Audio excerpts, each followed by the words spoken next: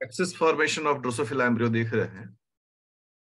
अगर CSIR examination point of view से बोला जाए, एक महत्वपूर्ण टॉपिक है ये, और इससे हमेशा क्वेश्चंस पूछा जाता है।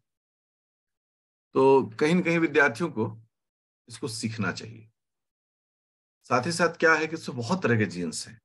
हम्म, तो उनके बारे में भी सीखना है, और कौन क्या कहता है, एक स्टोरी समझना है, उसका स्टोरी स्टोरी में समझना चाहिए। मैं कोशिश करूंगा कि आप स्टोरी लाइन में समझें, ये एक लंबा टॉपिक है। अगर ड्रोसोफिला को हम कहें, ड्रोसोफिला एक बड़ा यूनिक फ्रूट फ्लाई है। हम्म ड्रोसोफिला मेलानोगास्टर। कभी भी सेब वेब कोई भी फल काट लें, संतरा छील दें, ये फ्रूट फ्लाई आपको हमेशा मिलेगा। और ड्रोसोफिला पर जो काम हुआ, तो जेनेटिक्स में भी बहुत काम हुआ है, अभी भी होता है। सेल सिग्नलिंग में बहुत काम हो रहा है इस पर। ठीक है। साथ ही साथ डेव बायोलॉजी में भी खूब काम हुआ है इस पर। तो कहीं ना कहीं ये एक पॉपुलर, क्योंकि इजीली एक्सेस, आराम से मिल जाता है, शॉर्ट लाइफ स्पैन होता है, काफी इसके प्रोजेनीज मिलते हैं। दूसरा, कई तरह के कैरेक्टर्स होते हैं, और इनका जो कहते हैं ना, जो हमें चाहिए वो ये आसानी से हमें दे देते हैं। तो एक रिसर्चर को यही सब चीजें चाहिए। हम्म अब चूंकि ये इंसेक्ट से बिलोंग करता है, इंसेक्ट है ये, तो इसका जो एग है, वो एग है सेंट्रोलेसिथ। ठीक है। अब सेंट्रोल स्थल होने के कारण क्या है, इसका क्लीवेज यूनिक होगा, और हर एक क्लीवेज के बाद इसमें धीरे धीरे बदलाव होना शुरू होगा। हम्म अब देखिए, जो भी सेंट्रोल स्थल होता है, उसमें क्लीवेज की अगर बात हो, वो क्लीवेज का जो एक प्रकार है, वो है सुपरफिशियल टाइप, या सुपरफिशियल क्लीवेज कहते हैं। सुपरफिशियल क्लीवेज का मतलब हो गया कि पहले तो ढेर सारे ये मतलब न्यूक्लिया में डिवाइड करेंगे, और उसके बाद जो है ना, ये सेल के रूप में डिवीजन स्टार्ट करते हैं। तो क्लीवेज के शुरुआती दौर में हम अगर ऐसे कुछ बोलना चाहें इसमें, कि अप टू 13th क्लीवेज,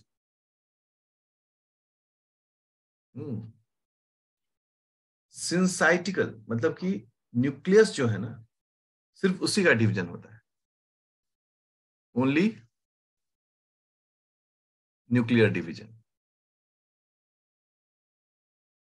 सिर्फ न्यूक्लियर डिवीजन होता है। देखिए कैसे बनता है। एक फर्टिलाइज्ड एग है, जब पहला क्लीवेज किया, तो 2 न्यूक्लिया बन गए। फर्दर क्लीवेज हुआ, तो 2 से 4 न्यूक्लिया बन गए। फिर फर्दर क्लीवेज हुआ, ऑब्वियसली 4 से 8। ये फर्स्ट क्लीवेज है, ये सेकेंड क्लीवेज है, ये थर्ड क्लीवेज है। तो सोचिए कि 13th क्लीवेज होते होते ये मैथमेटिकल फॉर्मूला की तरह हो जाएगा, कि आप निकाल सकते हैं उसको। ठीक है।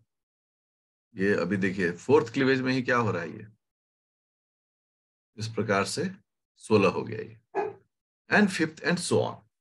तो 13वें क्लीवेज तक ये ना सिर्फ न्यूक्लियर डिवीजन करता है, सिर्फ न्यूक्लियस का डिवीजन। उसमें क्या हो रहा है, न्यूक्लियस, कोई उप्लाज्म या साइटोप्लाज्म का डिवीजन नहीं हो रहा है। तो जो न्यूक्लियस है, वो धीरे धीरे क्या होगा, अब हम अगर ऐसे दिखाएं एक एक, तो धीरे धीरे ये सभी न्यूक्लियस सुपरफिशियल अरेंजमेंट, मतलब चारों तरफ पेरीफेरी साइड में इस तरह से न्यूक्लियाई जो है वो फैल जाएगा। ठीक है। सेंटर में अभी यहां पर क्या है, वैसे सिंबॉलिक दिखाएं, हम कहेंगे ये यौग है। और अभी जो है ना, सेल डिवीजन पूरी तरह से हुआ नहीं है। क्यों? क्योंकि सबका साइटोप्लाज्म जो है ना वो बटा नहीं है, अलग अलग, जैसे यहाँ सेल ऐसे बन जाना चाहिए, अभी ये नहीं बना है। इस प्रकार से न्यूक्लियाई जो है, ये सभी क्या है? न्यूक्लियाई है। ये अरेंज होता चला जाएगा, ठीक है ना। ये यौग है, ये उप्लाज्म है, ये सब अरेंज होता चला गया। अब क्या है? अब यहां से एम्ब्रियो में जो अब जो जो अलग अलग न्यूक्लियस हैं, इनके बीच में अब सब अपना अपना साइटोप्लाज्म अब घेरना शुरू करेगा। कैसे होता है कि कहीं पर लूटा मारी हो जाए तो सब अपना अपना घेरना शुरू करता है। अर्थात अगर एक न्यूक्लियस है ये, इसके चारों तरफ एक सर्टेन अमाउंट में साइटोप्लाज्म अरेंज होना शुरू हो जाएगा। ये इसका साइटोप्लाज्म। और बगल में जो न्यूक्लियस है उसने भी अपना साइटोप्लाज्म, मतलब साइटोप्लाज्मिक डिफरेंसेस जो हैं वो होने शुरू हो रहे हैं, ठीक है। अब जब साइटोप्लाज्मिक डिफरेंसेस शुरू होंगे तो हम लोग कहेंगे कि भाई अब यहाँ पर धीरे धीरे ये सेपरेट होना शुरू होगा। इस तरह से अभी देखिए हम दिखा रहे हैं, ये पार्शियली मेम्ब्रेन से सेपरेट होना शुरू हो गया। अब इसका अपना साइटोप्लाज्म है, बगल वाले का अपना साइटोप्लाज्म है। अब धीरे धीरे यही कंप्लीटली इसको अलग करेगा। जब इस तरह के सेल्स का फॉर्मेशन हो जाए, और हम और भी इसको थोड़ा सा ऐसे बताना चाह रहे हैं कि अभी क्या स्टेटस है, कि अभी इसमें देखिए, अभी इसमें धीरे धीरे ऐसे मतलब मेम्ब्रेन्स बन रहे हैं ना, थोड़ा इधर मेम्ब्रेन बन जा रहा है, थोड़ा इधर मेम्ब्रेन बन जा रहा है। तो इसको हम लोग क्या कह रहे हैं? सिंसाइटिकल सिंसाइटिकल ब्लास्टोडर्म। सिंसाइटिकल ब्लास्टोडर्म मतलब क्या हो गया कि अभी न्यूक्लियस जो है, मतलब बहुत सारे न्यूक्लियस हैं जो कॉमन साइटोप्लाज्म शेयर कर रहे हैं, और वो पूरी तरह से भी अलग नहीं हुए। तो इसको हम लोग बोलते हैं सिंसाइटिकल। और मल्टी न्यूक्लिएटेड मतलब क्या हो गया? अभी ये मल्टी न्यूक्लिएटेड था, जहां पर बहुत सारे न्यूक्लियाई जो है वो डिवाइड करके बने हैं। लेकिन अब क्या हो रहा है? ये धीरे धीरे यहाँ पर मेम्ब्रेन बन रहा है, लेकिन अभी ये पूरी तरीके से अलग नहीं हुआ है। So it is syncytial blastoderm. अब जो साइटोप्लाज्म इसके चारों तरफ है, वो भी साइटोप्लाज्म एक समान नहीं है। हर एक का साइटोप्लाज्म जो है वो इक्वली एक समान नहीं है। तो हम लोग क्या बोलेंगे कि मान लो कि अगर एक न्यूक्लियस है ये, दूसरा न्यूक्लियस है ये, तो हो सकता है कि ये ज्यादा साइटोप्लाज्म कवर कर ले और ये उस तुलना में थोड़ा सा कम ही करे। मतलब ये बड़ा सेल हो जाए, ये छोटा सेल हो जाए। तो यूनिफॉर्म भी अभी नहीं हो रहा है। हाँ। और ये जो अभी साइटोप्लाज्म इससे एसोसिएटेड है, इस साइटोप्लाज्म को, जो साइटोप्लाज्म का हिस्सा है, इसको खास नाम से बुलाया जाता है। इसे कहा जाता है इनर्जाइट्स। इनर्जाइट्स कहलाया जाता है।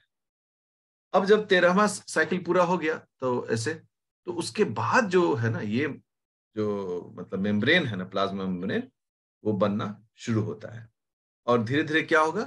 धीरे धीरे यहाँ पर इस प्रकार का सेलुलर लेयर जो है वो डेवलप करना शुरू कर देगा। और धीरे धीरे सभी ब्लास्टोडर्म के अपने अपने सेल्स जो हैं, आप देख रहे हैं, ये बनते चले जाएंगे। तो शुरू में सिंसाइटिकल दिखेगा, क्योंकि अभी न्यूक्लियस पूरी तरह से सबका सेपरेट नहीं हुआ। मान लो ऐसे ऐसे ऐसे ऐसे है ना। और क्या है ये? अभी कहीं किसी में आधा मेम्ब्रेन बना, किसी में ऐसे मेम्ब्रेन बना, मतलब अभी ये सब मिला ही हुआ है। लेकिन जैसे एक बार सब पूरा मेम्ब्रेन इसको सेपरेट कर दिया, हमने कहा कि अब ये सिंसाइटिकल नहीं है, बल्कि ये कंप्लीट, मतलब चारों तरफ से सेल्स में बढ़ चुका है। अब जब ये स्टेटस इसका आ जाएगा, इसको हम लोग क्या कहेंगे? Cellular blastoderm. Cellular blastoderm. लेकिन ये सेलुलर ब्लास्टोडर्म कब डेवलप करेगा? 13वें क्लीवेज के बाद ही डेवलप करेगा। उससे पहले क्या होगा? 13वें क्लीवेज तक सिर्फ और सिर्फ न्यूक्लियस का ही डिवीजन होगा। एक बड़ा यूनिक पैटर्न है, और इस पैटर्न को सीखना और समझना चाहिए, क्योंकि आपको कहीं भी कंफ्यूजन अगर होगा तो फिर वो प्रॉब्लम होना शुरू हो जाएगा। अब इस मुद्दे के बाद आता है कुछ होमवर्क भी करने की जरूरत पड़ती है। देखो, ये एक एग है, ठीक है। इस एग में हम इसको योक कह देते हैं, योक है। और यहां पर ये इसका न्यूक्लियस है, और ये इसका ऊप्लाज्म है। ऊप्लाज्म इसका साइटोप्लाज्म है, एक साइटोप्लाज्म। अब इस ऊप्लाज्म में क्या होता है? इस ऊप्लाज्म के दो प्रकार की प्रायोरिटीज होती है, ठीक है ना। इस ऊप्लाज्म की दो प्रकार की प्रायोरिटीज होती है। एक होता है कि टू प्रोवाइड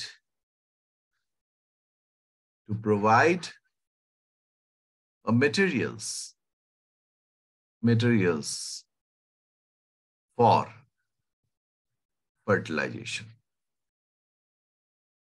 फर्टिलाइजेशन के लिए मटेरियल्स प्रोवाइड करना। दूसरा, to provide materials for post fertilisation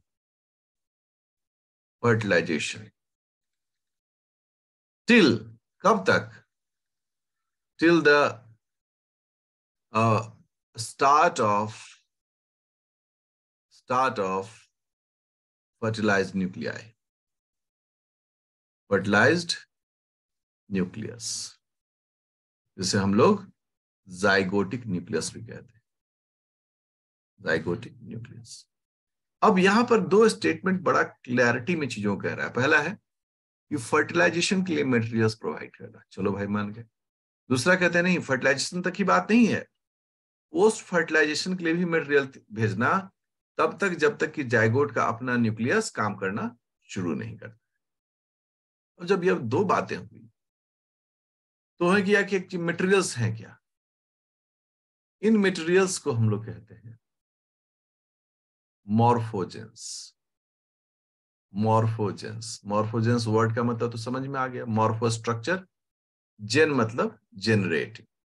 ये जो मॉर्फोजेंस होते हैं ये दो होते हैं, एक एमआरएनए और एक प्रोटीन।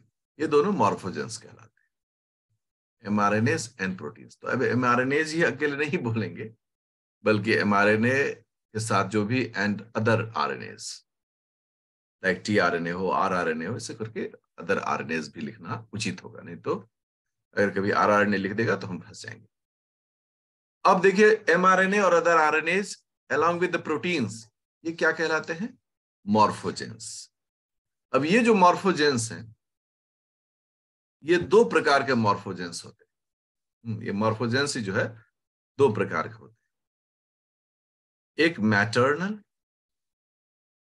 मैटरनल और एक जाइगोटिक। जो मैटरनल मॉर्फोजेंस होते हैं वो ऊप्लाज्म के होते हैं, ठीक है ना। मतलब ये ऊप्लाज्म के होते हैं, और ये ड्यूरिंग एग फॉर्मेशन, जब अंडा बन रहा होता है ना, तभी ये मॉर्फोजेंस जो होते हैं, मैटरनल मॉर्फोजेंस जो होते हैं, वो डाल दिए जाते हैं। इनके बारे में क्या कहते हैं कि सिंथेसाइज्ड ड्यूरिंग oogenesis। ये oogenesis के दरमियान में सिंथेसाइज्ड होते हैं। और जाइगोटिक जो होते हैं ये कब सिंथेसाइज करते हैं? तो सिंथेसाइज्ड आफ्टर फर्टिलाइजेशन के बाद ये सिंथेसाइज होते हैं। तो इसका मतलब क्या हो गया कि जो ऊप्लाज्म है उसमें शुरुआती दौर में किस प्रकार का मॉर्फोजेंस होगा? शुरुआती दौर में सभी मैटरनल मॉर्फोजेंस होंगे, मैटरनल मॉर्फोजेंस। और मैटरनल मॉर्फोजेंस में एमआरएनए अगर है तो उसको जीन्स भी कह देते हैं लोग, तो मैटरनल जीन्स भी कह देते हैं उसे। तो ये हो गया मैटरनल जीन्स ऑब्लिक मॉर्फोजेंस। तो दोनों में से जो भी टर्म उपयोग हो, मैटरनल जीन्स बहुत पॉपुलर टर्म है, तो उसके अंदर ये एमआरएनए आते हैं। अब इसका क्या सिद्धांत है? इसका सिद्धांत है कि मान लो एक विद्यार्थी है, और ये विद्यार्थी पढ़ने के लिए जा रहा है। कहाँ जा रहा है भाई?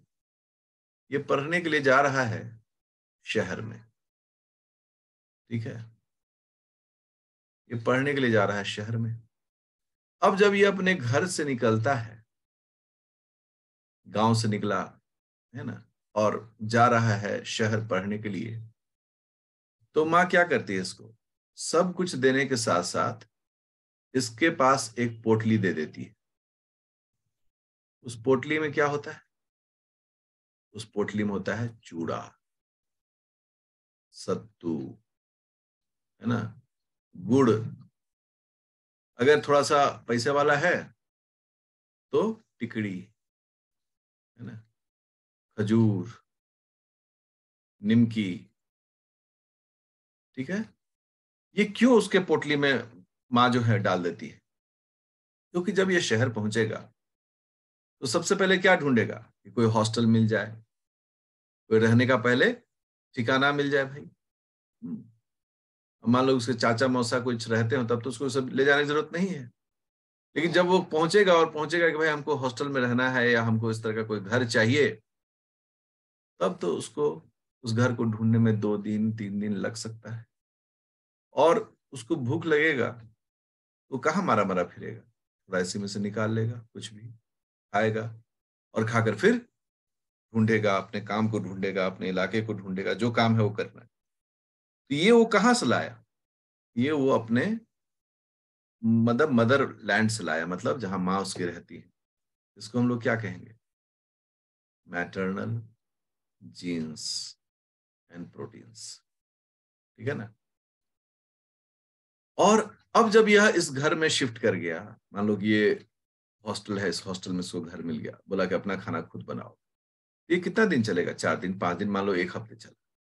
अब वो बाजार से क्या खरीदेगा? अब वो बाजार से चावल खरीदेगा, दाल खरीदेगा, और वो अपना मशीन स्टार्ट करेगा, वो अर्न भी करेगा और अपना चलाएगा। तो ये जो चावल दाल गेहूं खरीद कर अब चला रहा है, वो क्या कहलाएगा? Zygotic genes and proteins.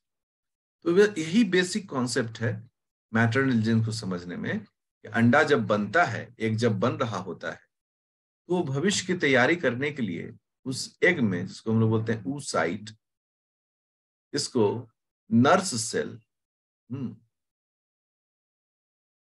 Nurse cell, बहुत गंदा हो गया, नर्स सेल्स, हाँ, वो भी इसमें कुछ सामान डाल देती है, भाई भविष्य में तुमको यूज करना पड़ेगा। साथ ही जो अदर सपोर्टिंग सेल्स हैं, वो भी कुछ मटेरियल्स जो है इसमें डाल देते हैं, ताकि ये क्या हो कि फर्टिलाइजेशन के तुरंत बाद जब इसको प्रोटीन्स की जरूरत पड़ेगी, यह अपने इन्हीं सभी चीजों से उस प्रोटीन का निर्माण करेगा। एक तो योग है, योग में क्या होता है? बहुत सारे न्यूट्रल फैट्स होते हैं, ये सभी क्या करते हैं? फॉस्फोलिपिड बनाने में मदद करता है।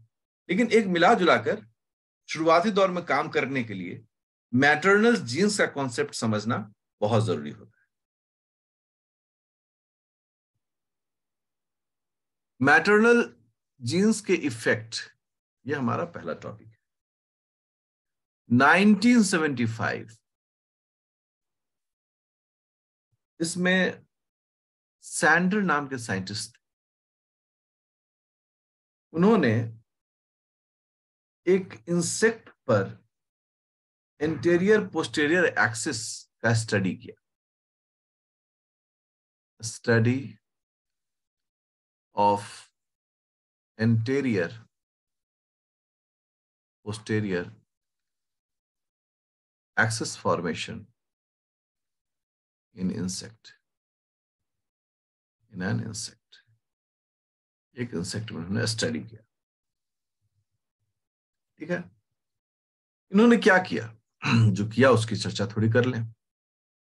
इन्होंने पहला काम किया कि एक जो डेवलपिंग एम्ब्रियो है, ठीक है ना, ये है डेवलपिंग एम्ब्रियो। अब इंसेक्ट का है तो इंसेक्ट का ही है। उसको उन्होंने 2 इक्वल हाफ्स में काट दिया। बीचों बीच, और उसको डेवलप करा कर देखा। जब डेवलप कराया तो क्या देखा? जब डेवलप कराया तो उन्होंने देखा कि इससे एंटेरियर हिस्सा बना, मतलब हेड, ये सभी। इससे पोस्टेरियर हिस्सा बना, मतलब एब्डोमेन सही, but thorax lost. Thorax lost, thorax इसमें मिला ही नहीं। बोला अच्छा ऐसा हो गया कि जब हम एक एम्ब्रियो को दो भाग में कट कर दिए, इधर एंटीरियर बन गया, इधर पोस्टीरियर हिस्सा बन गया, लेकिन बीच का हिस्सा जो मिडिल पार्ट था, हम लोग सपोज किए कि थोरैक्स है, वो नहीं बना। अच्छा, बड़ा यूनिक एक बात हो गई। बीच वाला हिस्सा कहाँ गया? अब उन्होंने क्या किया कि एम्ब्रियो, यही एम्ब्रियो है उसका, डेवलपिंग एम्ब्रियो, उसमें अगले हिस्से में जो आरएनए थे, मान लो ये आरएनए है जो अगले हिस्से का है, और ये आरएनए पिछले हिस्से का, ये है आरएनएस ऑफ इंटीरियर पार्ट। इस आरएनए को उन्होंने क्या किया, यूवी रे डालकर, या फिर आरएनएज, आरएनएज क्या करता है, डाइजेस्ट कर देता है, डिस्ट्रॉय कर दिया, डिस्ट्रॉयज आरएनए, आरएनए को डिस्ट्रॉय कर दिया। आप यूवी रेट से भी, रेस डालकर भी कर सकते हैं, और आरएनएज की मदद से भी कर सकते हैं। किस हिस्से का आरएनए है ये? एंटीरियर हिस्से का। उन्होंने क्या रिजल्ट देखा? रिजल्ट देखा lack of head and thorax. Thorax और हेड बना ही नहीं, सिर्फ और सिर्फ क्या बना? जब वो नहीं बना तो क्या बना? अगर ये सवाल आया तो टू एब्डोमेन्स, टू एब्डोमेन्स एंड टेल, मतलब जो एम्ब्रियो बना उसमें क्या बनना था? ऐसे हेड बनना था, ऐसे थोरैक्स बनना था, ऐसे एब्डोमेन बनना था, विंग्स बनना था, लेग्स बनना था, माउथ पार्ट्स बनना था, ऐसे करके ये सब चीजें बननी थी, आंख में ऐसे बनना था। लेकिन यहाँ क्या बन गया? पीछे आधे जो आगा हिस्सा है उससे भी एब्डोमेन बन गया, और पिछले वाले हिस्से से भी क्या बन गया? एब्डोमेन बन गया। और लास्ट हिस्सा जो टेलसन है, वो टेलसन भी बन गया। मतलब दोनों तरफ सिर्फ एब्डोमेन और टेलसन का फॉर्मेशन हुआ। एब्डोमेन, टेल का, बस ये फॉर्मेशन दोनों तरफ हुआ। इधर भी मतलब हम कह सकते मिरर इमेज की तरह हो गया, ये फॉर्मेशन हो गया सर। तो ये उनको बड़ा एक नहीं हुआ कि अरे बाबा क्या इसका मतलब? इसका मतलब है कि जो हम आरएनए को डिस्ट्रॉय किए, अगले हिस्से वाला, वो आरएनए कौन सा हिस्सा को बनाने के लिए महत्वपूर्ण था? इंटीरियर पार्ट को, दैट इज हेड थोरैक्स के हिस्सों को बनाने के लिए वो जरूरी था। ये बड़ा एक गेम चेंजिंग एक्सपेरिमेंट था जिसको लोगों ने स्टडी किया। उसके बाद जिज्ञासा बढ़ी, जिज्ञासा बढ़ी, तो फिर 1995 में नोबेल प्राइज मिला था। नोबलिस्ट्स जो थे वो थे न्यूस्लिन एंड वोलहार्ड, न्यूस्लिन वोलहार्ड, और उनके साथ जो और भी एसोसिएटेड थे, इन लोगों ने क्या किया? इन लोगों ने कहा भाई ठीक है, हम उन्हीं के काम को जो है, सैंडर के काम को आगे बढ़ाएंगे।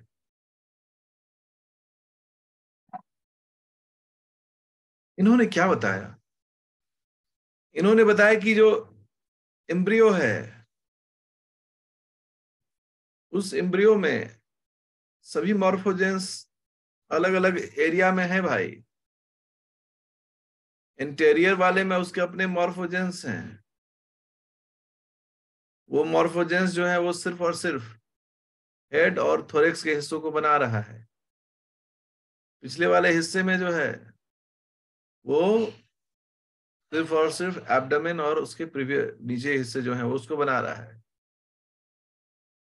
और बीच वाले जो हिस्से हैं उस हिस्से से वैसे एक्टिविटीज हो रही है जिसमें कुछ थोरेक्स कुछ एब्डोमेन का भी बन रहा है। उन्होंने कहा कि ये जो अलग अलग कलर है ना, ये अलग अलग मॉर्फोजेंस को रिप्रेजेंट करता है।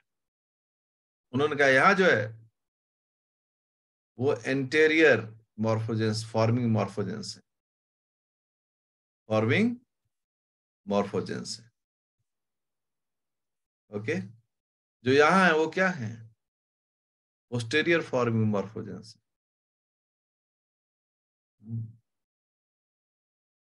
मॉर्फोजेंस। और ये सभी जो मॉर्फोजेंस हैं ये इन्होंने देखा कि ये शुरुआती दौर में, शुरुआत में ये जो मॉर्फोजेंस हैं, ये दोनों मॉर्फोजेंस, ये वाला भी और ये वाला भी, ये मैटरनल जीन्स से बनते हैं, मैटरनल जीन्स के होते हैं। तो बड़ा एक महत्वपूर्ण, एक अच्छा मतलब शुरुआती दौर में किधर हेड बनेगा, किधर टेल बनेगा, किधर एब्डोमेन बनेगा, किधर थोरेक्स बनेगा, ये सब डिटरमाइन कौन करता है, मैटरनल जीन्स। तो मुद्दा तो अब आ गया कि मैटरनल जीन्स तो बड़ा प्रभावी है और मैटरनल जीन्स के प्रभाव को समझना और सीखना भी चाहिए, और खूब क्वेश्चन इससे रहता भी है, मैटरनल जीन्स के प्रभाव को देखने का मौका भी मिलता है हम लोग को।